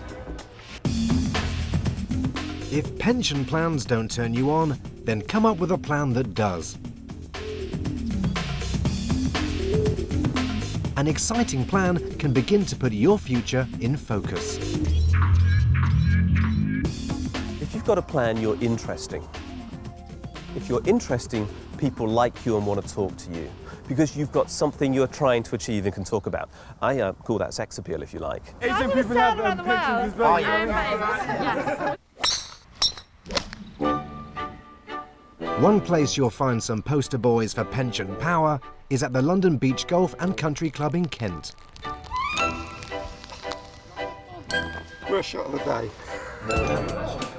But it's the 20-year-olds who seem to keep the place running. So what advice do the pension haves have for the pension have-nots? You've got to make provision for the future, and you've just got to find the right advice to provide with the right vehicle to at least get a return on your money invested. It doesn't seem real. It's like even the ladies that come up on a Tuesday, they're ladies of leisure. It doesn't seem that I've never ever have any money, enough money to be able to just take the afternoon off. I don't see why a concept of a pension should seem real to a young person. It's too far away. But that doesn't mean to say they won't at some time want to save. It's hard to save these days though, because you always want all mod comms and that, like your computers and that. I really think the temptations to spend money today are far greater. Rents are much greater, council tax is becoming prohibitive, and I just don't think they have anything left, anything better, like as much as we had left, to put away into savings. As hard as you're trying to save and you're trying to earn, at the same time, you can't get there. Everything just adds up to the fact that my salary is not great enough to be able to let me have a lot of spending money each month. Even if it's £5 a month, just put something away to start with, because it will get you somewhere. Things go wrong in life. Oh no. You bust something, it needs replacing. If you've got the cash, this is not a crisis. This is something you can manage. And so that's a rainy day fund. Helping to run the Country Club Pro Shop is Phil Bogdanovsky. He's just beginning to squirrel something away for his plan. My dream would be to own a property maybe in the south of France, a bar, maybe bar and restaurant, and hopefully I can achieve this by saving. I've got an ISA at the moment, but I don't somehow think that my ISA is going to completely pay for this. For those who can find a way to save, an ISA or individual savings account has its advantages. Anybody can put up to £3,000 a year into an ISA. Now, that's a lot of money by most people's standards for savings, so that's fine. The big plus is that you don't pay any tax on the interest you get, and you can get hold of your money whenever you like. Do you know what though? I save money in a toothpaste packet. You save money in a toothpaste packet? That's frankly not good enough. If you want to start a rainy day fund, but want to reduce the temptation of an instant access account, there are other options. The most obvious is to put your money into what's called a term deposit account. Now, all that means is you have to give some notice before you can get your money back. The most common is a month or 2 months. And half of ginger beer.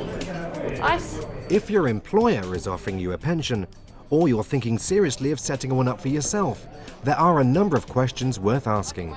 I don't know anything about any sort of pension or anything like that. No one's explained it to me. Pensions are only a savings scheme. It's nothing more than that. You lock money away until your retirement. Now, for some people, that's really good news. They don't ever want to be able to get their hands on their savings again because they don't trust themselves with their own savings. Pension schemes get tax breaks. And they come in many different shapes and sizes. I worry that my children don't have the same comfort in their retirement that I have in mine.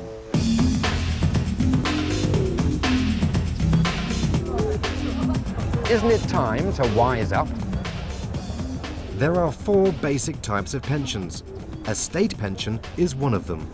So long as you pay national insurance contributions throughout your working life, you will get a state pension. I say I certainly didn't make the provisions in my day and age, and I suffer for it now where I really have to struggle. The downside of the state pension is you won't be rich in retirement. My parents are reaching retirement age, so it's quite an issue in my family at the moment. You've got to pay a lot more into your pensions to make it worthwhile nowadays. So I've heard. And the opposite of a state pension is a personal pension. A personal pension means that you've put your money into a savings scheme, and basically what you get out is what you've paid in plus interest. And then there are 2 different types of pensions offered by employers. One is called a final salary pension scheme, and that means that you get a percentage of whatever you're earning on the day you retire, a long time in the future. And the other one is just like a personal savings scheme. You get back depending upon how much is being paid in by you or your employer. Some pension schemes can be complicated and risky. You may need a crystal ball to know for sure if you're making a wise decision. You are not very trusting of giving people money. I hate giving anyone money. Well, and you do make quite We're talking about a risky world. You can't ultimately remove risk. If the stock market crashed again, more pension funds would fail. So you've got to look at these things with a very broad, open mind. Generally speaking, with the way the stock market's gone and the pension funds have gone, it's putting people off. It's a bit like guessing who is going to win the Football League in 40 years' time. We don't even know if there will be a Football League in 40 years' time. That was unlucky, wasn't it? I thought that was there. But financial products can't buy happiness, and they don't guarantee security. Real pension power is all the ways you can invest in your own future. To boost your knowledge, It's very short, David. skills, experience and personal fulfillment. You may have to think creatively. Money isn't the be-all and end-all. So some people are looking about how can they carry on working into old age and have skills that people want or have people who'll help them. You got a little pot for a rainy day? Not as yet. I'm only 21. Keep your eye on the ball and take your time when you strike it. You got a pension, sir? Pension, mate. NI, sir. Yeah? 2 houses. Hey, good for you, man. Good for you. He's got a pension. It's a nice, easy swing within yourself. It's all about rhythm. Never give up. You've honestly got a pension. I swear to God. Shake my hand. Thank you very much.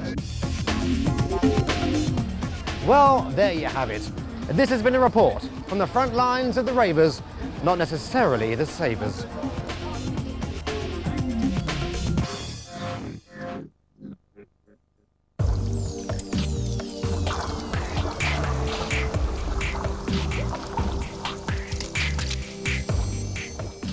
In this programme, we're going to show you a number of ways to improve your business's performance, both by boosting your profits and by making better use of the capital invested in your business.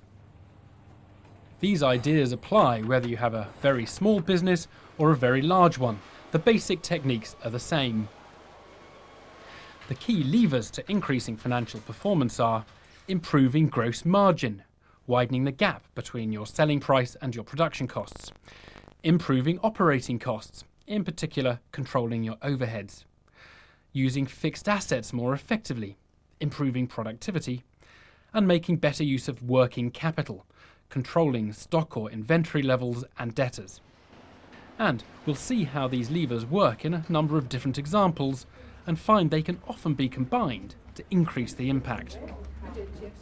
But first of all, you can only improve your financial performance if you have the right information available. Jane Murray discovered this with her restaurant.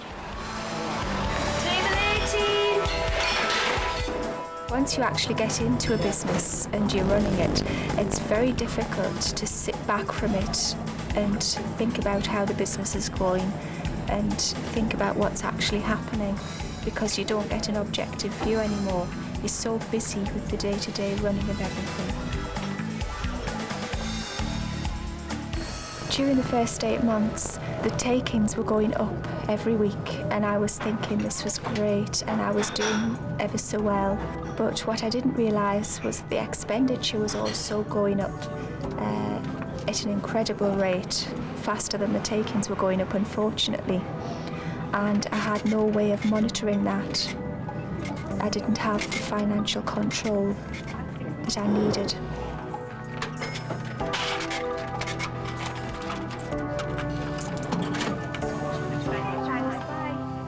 After the first 8 months, I got into trouble with the bank. I had a phone call from my bank manager. I was told that my bank account was frozen, and it was the worst Christmas I've ever had. The first thing Jane had to do was to prepare profit and loss accounts for the first 8 months to find out the difference between her revenue and expenditure. They showed that she was making large losses. The figures meant that she had to take some tough decisions to reduce costs. So she reduced food wastage and negotiated better deals with fewer suppliers. But she still had to take harsher action. I had to cut the wages by 20%, which meant working much longer hours myself, including being in the dishwash at the end of the day. I also had to think of a way of expanding the business, but using no capital whatsoever, because I just didn't have any money.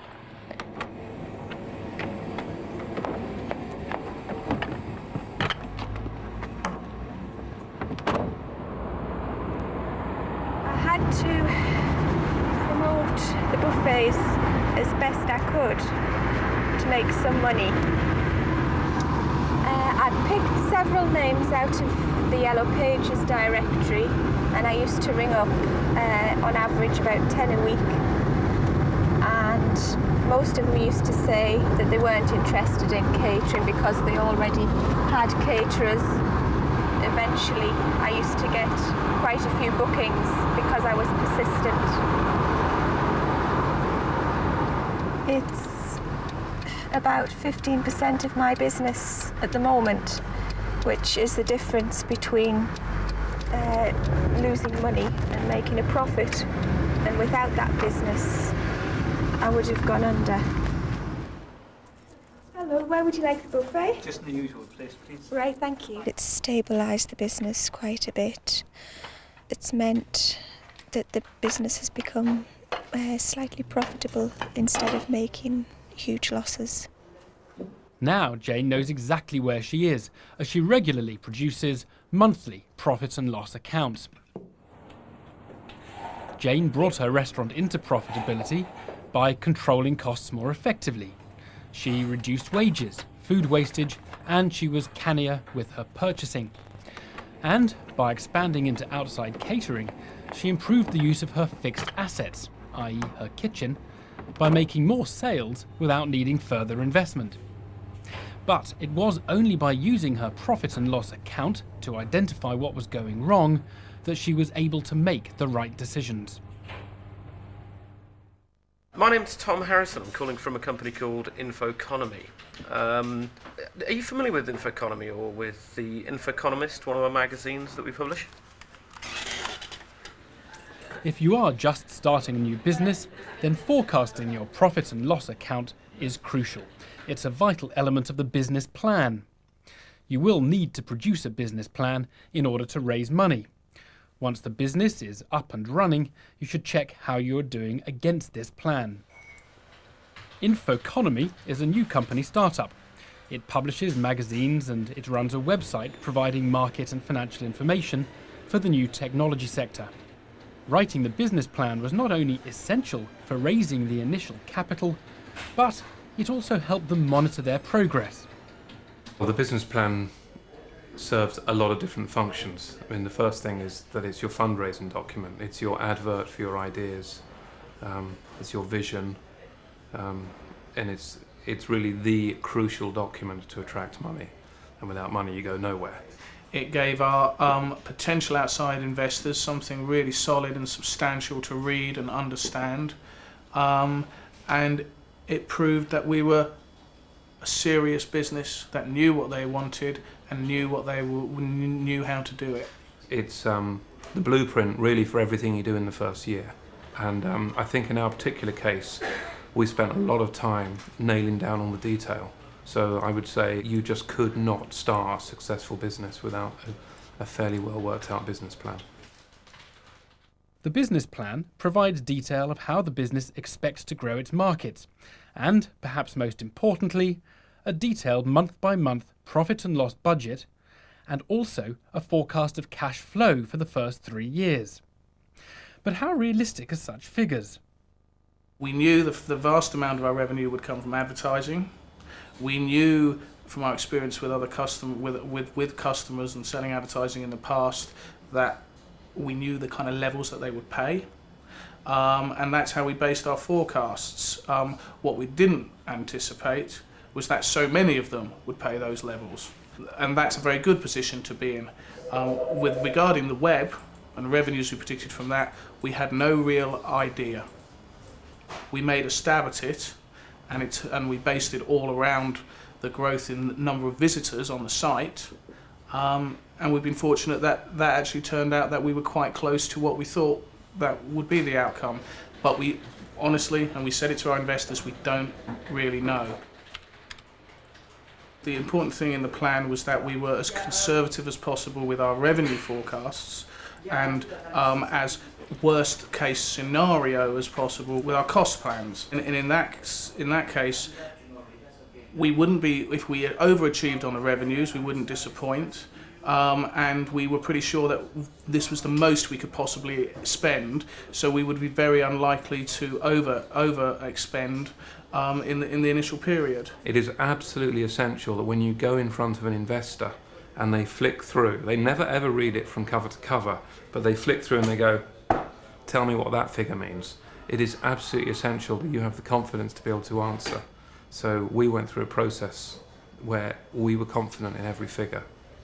There are a lot of competitors to the magazine out there when we started, which we just didn't rate, and one by one they've all disappeared. So I think it's a very stark contrast between that and Information Age, isn't there? Which is now we can confidently go out and say that's looking like the leader in its sector, and we can't say that yet about Infoconomist, but that's clearly the goal. So we have to work. The business plan has provided Infoconomy with a basis to monitor its performance in the early months of trading, so they can learn from their successes and work on their weaknesses. We often refer back to it and go, goodness, why did we say that, or what have we done about that? And it's always a good thing to come back and really to refocus on areas you might be missing out on that you've not worked on enough, etc., etc. Hi, good afternoon, Paul. It's Sanjay from Infoconomy. Hi, I'm alright. How are you? Yeah, I'm still waiting for the check you're supposed to send last Friday, Paul. Yeah. The most important thing in anyone should tell you when you're setting up a business is you have to manage your cash. Now, keeping a beady eye on that thing called cash flow turns out to be vital for any business. Get the cash flow wrong and even a profitable business can fail. And that's because profits and cash are not the same thing. And it's worth understanding why. Suppose I buy an egg for 10p and I sell it for 20p. Well, I'm making a 10p profit on every egg that I sell. But suppose I buy 2 eggs and I sell 1. Have I made a profit? Yes, I've made 10p on the egg that I've sold. But have I got any cash? No. I've spent 20p on buying the eggs and I've made 20p on selling the egg. 10p profit, but no cash. The 10p profit is tied up in this egg that I've still got. There goes my profit. A business needs profit to grow and develop, but it needs cash to pay for its supplies. So what exactly do we mean by cash flow? Well, all businesses pay out cash on things like rent, wages, materials, and they receive cash for what they sell. But those two amounts are not necessarily exactly the same. The difference is cash flow. So a business may be making a profit, but has it got cash to pay for its supplies? If it hasn't, then it's in trouble. And in fact, running out of cash is the #1 reason why businesses fail. Running out of cash is the problem California Cake and Cookie faced. They make cake, brownies and cookies made to original hometown recipes. But then one of their major customers went under, leaving a crippling bad debt and not enough cash. The company needed money. We did two things. One is that we got some new investment into the company, which at a stroke brought additional money in, which helped stabilise. And secondly, we took quite significant steps within the company to ensure that the control of cash coming in and coming out was even tighter than it had been before. One thing the company had learned because of their problems was the ability to control cash very tightly. So the basic attitude was there already. It was just a question of taking that attitude and building on it. On a regular basis, weekly and monthly, you can influence your cash flow by doing a variety of things. One is to ensure that the procurement of raw materials and services is very strictly controlled and that no purchase is made unless it's absolutely necessary. So if you don't constantly monitor where your money is coming from and where your money is going, then you're going to have cash flow problems. Also, make contact with your key customers, customers whom you know will be prepared to pay you on a regular basis and who are receptive to your request, perhaps for early payment. You can, by deduction, avoid those kinds of customers with whom you've had previous problems, or make sure that if you are going to continue trading with them, you do it on a week-by-week cash up-front basis, so in fact you are getting the cash in. We started off the month at an opening balance of 165k.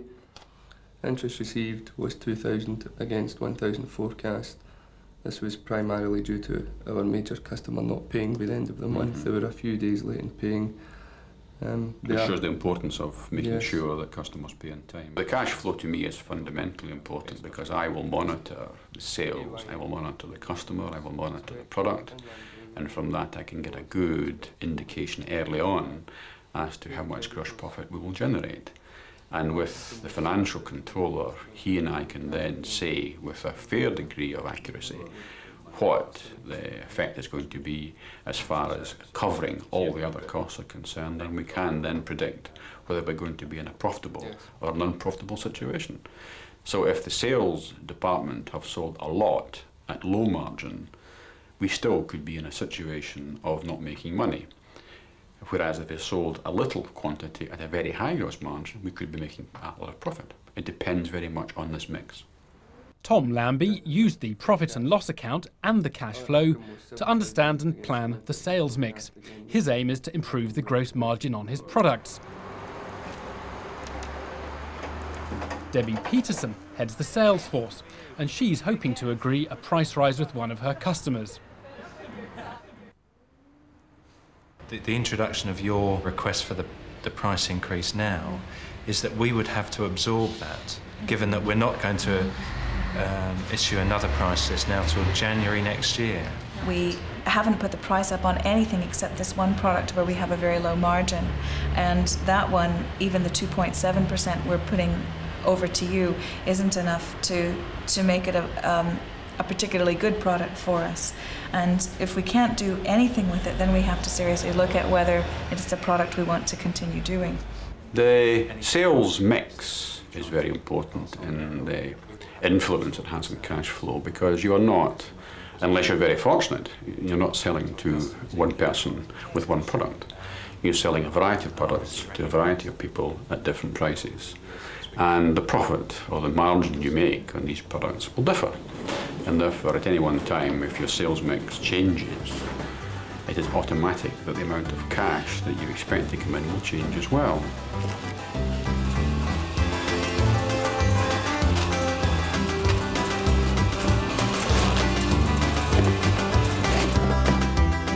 flow is the most important aspect of a business after the attainment of sales. It's the lifeblood of any business, because without money, no company will survive.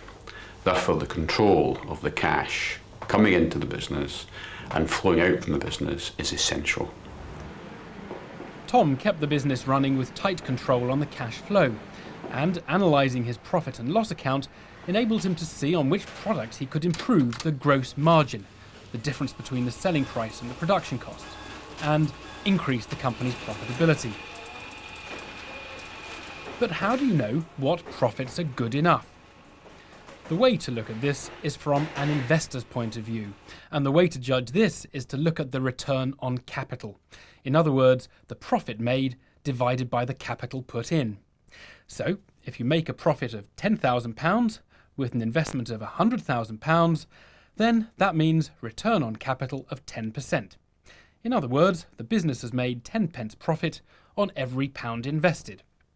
To improve your return on capital, you can do one of two things. You can increase your profits, or you can control the assets tied up in your business better. At Lilliput Lane, they've done both these things.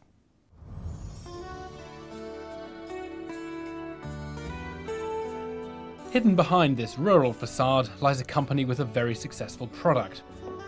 But at the beginning of the 1990s, Lilliput Lane, the manufacturer of these decorative cottages, was in deep trouble.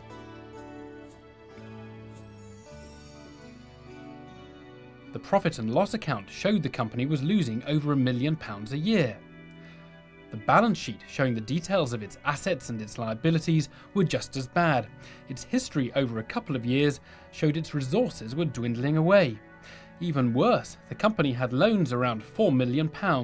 It was on the verge of liquidation.